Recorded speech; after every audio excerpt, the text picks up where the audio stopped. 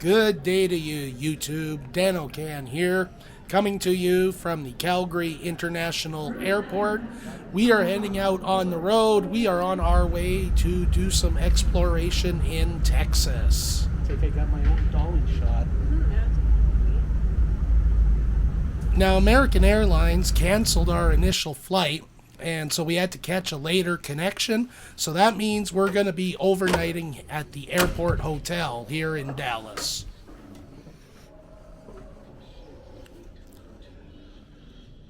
Hello, Satan? Is that you? Seems like a nice place.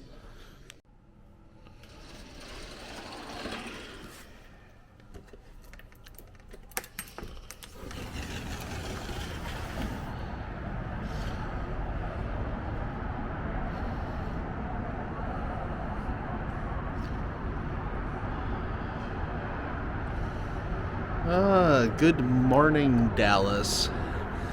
It's just before 5 o'clock in the morning, and we're all getting ready to check out here of the hotel, the Hyatt, not the Grand Hyatt that you see across the road, but check out of the Hyatt here at DFW International Airport.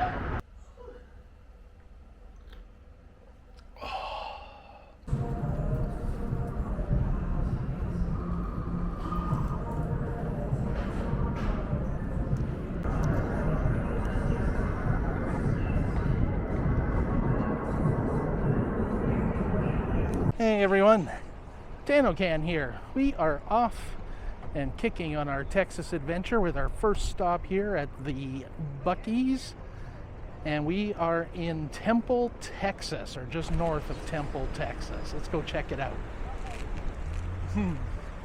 I mean, there's just nothing on this scale at home. No, it's okay. Sandwich. Yeah, that's what I want. That's what I was going to do for dinner. We were going to Smokers. Oh, GCI outdoor lockers.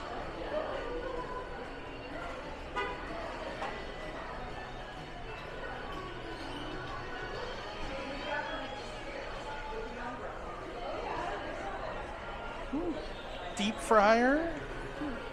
Inflatable Buc-ee? Oh my god.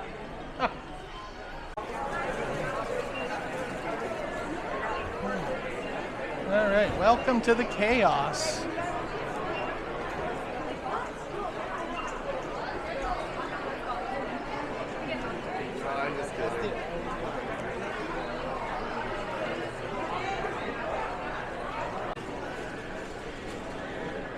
Wow. It's as much theme park as convenience store. Ooh, much quieter over here. Now I know I said it on the way in, but I'm going to say it again here on the way out. Just the scale of this is crazy. The number of gas pumps and two separate gas bars, like two complete islands of gas bars. Crazy.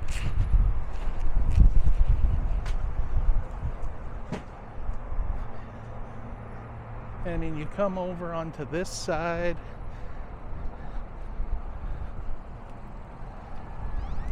You've got car wash, huge car wash.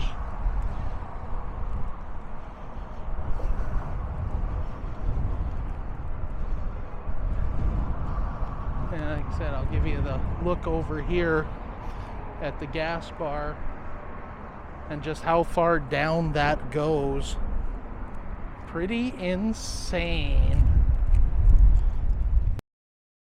So we have made it to Waco, Texas, and this is our first stop, or our first main stop on this trip, and we're starting here on the campus of Baylor University. Now, if you know anything about college sports, the Baylor mascot are the Bears, and Baylor actually has live bears on campus. They've been a tradition on campus since 1917. The two current Baylor mascots are Indy and Bell.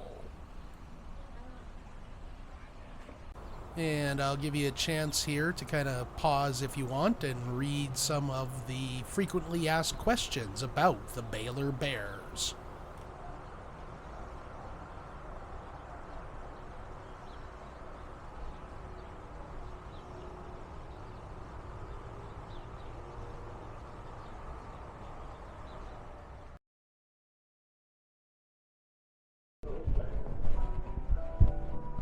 Moving into downtown Waco brings us to Magnolia Market at the Silos.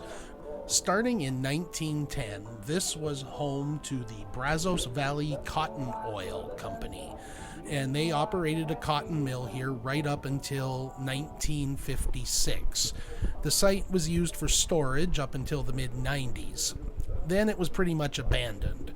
In 2014, Chip and Joanna Gaines of Fixer Upper fame purchased the property and began the process of converting it into the open-air market you see before you today.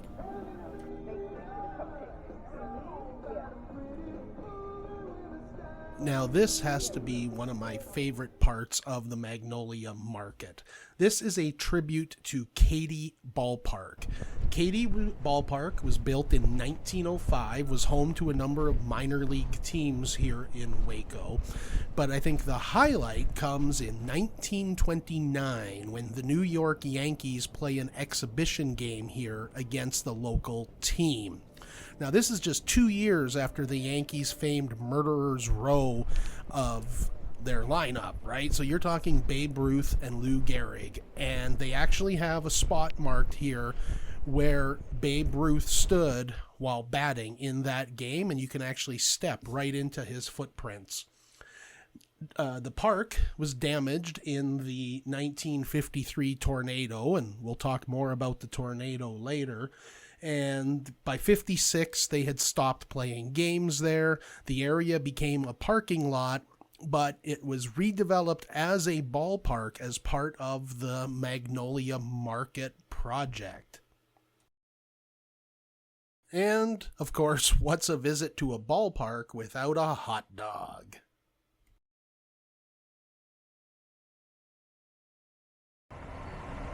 All right, so we are still in downtown Waco.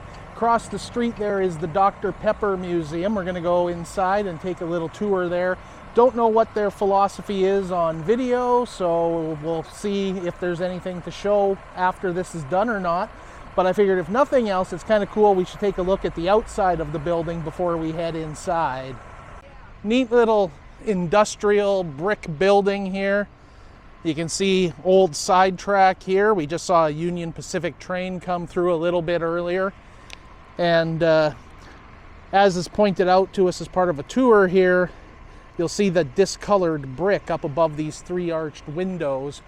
That is damage left over from the famous 1953 tornado. This building was damaged, but did survive, and of course has since been reconstructed.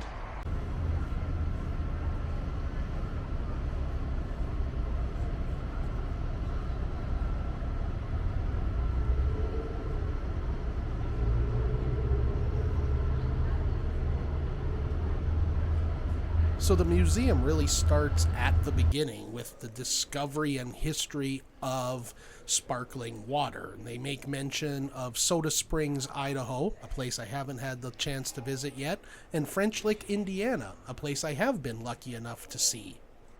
Interesting, the chalkboard up there is one of the few remaining original pieces while it operated as a bottling plant. Daily sales tracker. Little history here of the artesian wells that once gave Waco the nickname Geyser City.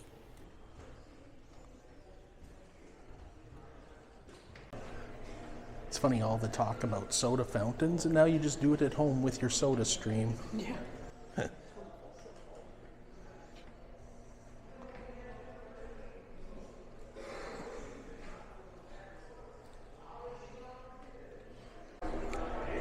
So I talked about the tornado outside. May 11th, 1953. Obviously a huge event in the town's history.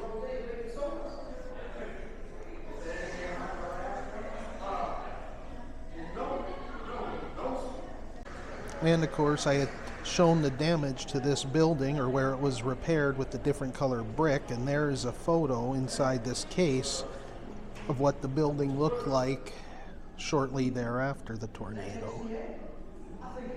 And there's a image of old corner drugstore.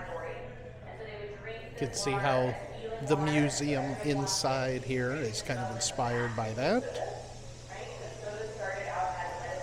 View of the interior, circa 1917, 1918. And now here we are inside a somewhat recreation of that original soda fountain.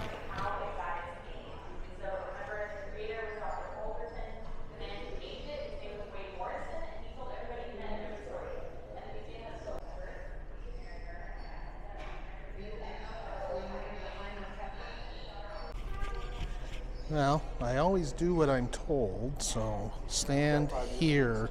Raymond Minton, too, he's a route salesman. He drives a country route. His trucks are pretty way down, heads up. But Field's truck's the same way. He's pretty nice to the dock boys around here. They'll pay them a couple bucks a week to unload and load his truck. So this is the original room where the well was, that the water came in and then went up to the third floor. Now, I found this way more interesting than I should have, but the second floor is designed so that the center is 5.5 inches taller than the edges, and they did that so that they could wash the room down, because this is where all the syrup was stored and applied to the soda water. And then there was a gutter system along the outside of the walls that basically ran almost like a roof between the first and second floor to a set of gutters that would then go outside the building.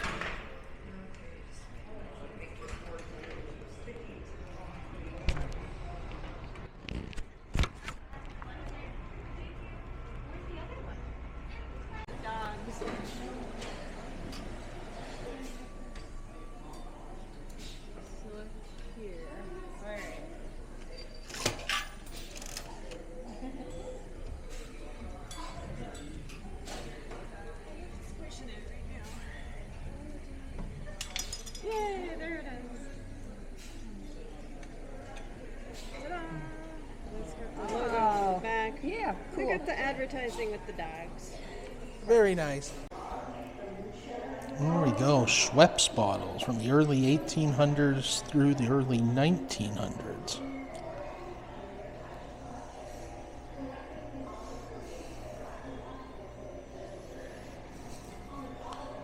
There we go, try and get out of the reflection so you can actually see them better. And of course, I often find the buildings sometimes as interesting as the artifacts. Here's a great example where they open this up where you can see the two different brick buildings and how they were attached together. So, little known fact, this ad here from 1978 provided the original inspiration, if I could get the glare out of the way, for Napoleon Dynamite. No, I just made that up. It's not true. A radio from the 1960s and a Dr. Pepper warmer to warm up your individual cup of Dr. Pepper. Because apparently it tastes good hot. I don't know. I've never tried it. Maybe one day. But that would involve me buying a Dr. Pepper, which I just don't see happening anytime soon. I mean, don't get me wrong, I don't hate it. It's just not something I ever see myself buying. I had one earlier today, and it was okay, but it's certainly not my favorite. Sorry, don't tell the museum. So this is a recreation of a 7-Up bottling plant. Apparently was originally at the World of Coca-Cola in Las Vegas till 2002, and now it lives here at the Dr. Pepper Museum.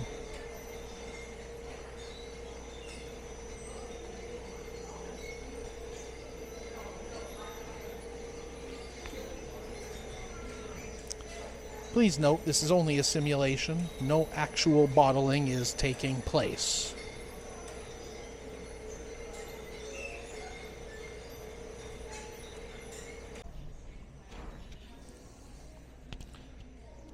checking out this K truck.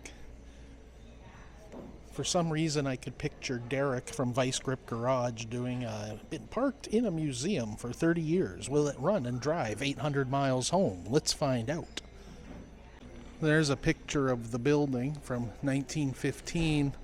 The original building we were in. We're in the second building now, but you can remember when I started the video, I pointed out that little siding track there. There's a picture of a rail car on it. Apparently it was part of the Cotton Belt Railroad, which I know nothing about. So we're going to conclude this section with a location that brings together two things we've talked about a fair bit here lately: Dr. Pepper and the tornado. So we'll start with the more somber item, the memorial here to the victims of the tornado in 1953. And over on the back side here,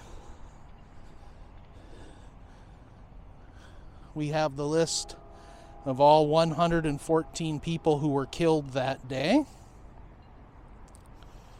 But out in front, if I can get a half decent shot down here on the ground, is the little spot, the plaque here that is marking the spot where the Dr. Pepper was invented in the old corner drugstore. So that kind of brings together the two themes that we've had in this section of Dr. Pepper and the tornado. So kind of a neat little spot here on a corner in downtown Waco. It seems to be a Dr. Pepper craze. I'm a pepper, he's a pepper, she's a pepper, we're a pepper. Wouldn't you like to be a pepper too?